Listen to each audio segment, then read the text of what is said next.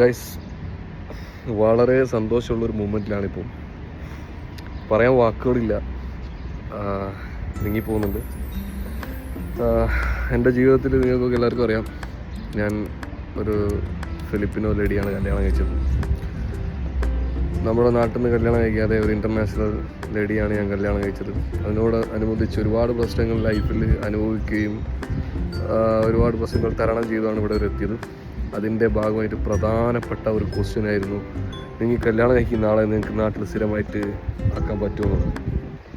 ഇപ്പോൾ എനിക്ക് 2 കുട്ടികളുണ്ട്. ഞങ്ങൾക്ക് 2 കുട്ടികളുണ്ട്. ഇപ്പോൾ ഞങ്ങൾ നാട്ടിലേക്ക് കുറച്ച് കാലം നിൽക്കാൻ വേണ്ടി പോവുമായിരുന്നു. അതിന് ഞങ്ങൾ ശ്രമിച്ചപ്പോൾ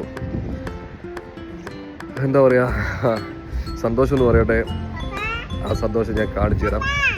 യെസ്, ആർ യു ഹാപ്പി? അപ്പോൾ ഞങ്ങൾ പുറത്ത് വെയിറ്റ് ചെയ്യാണ്.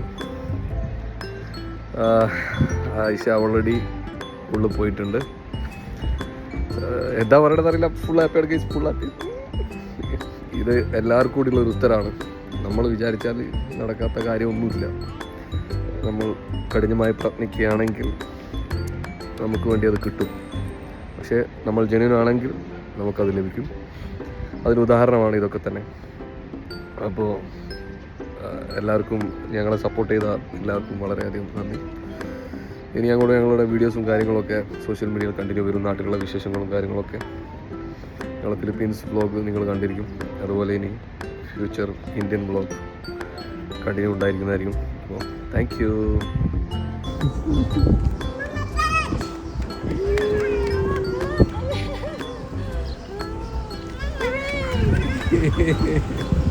Guys, finally.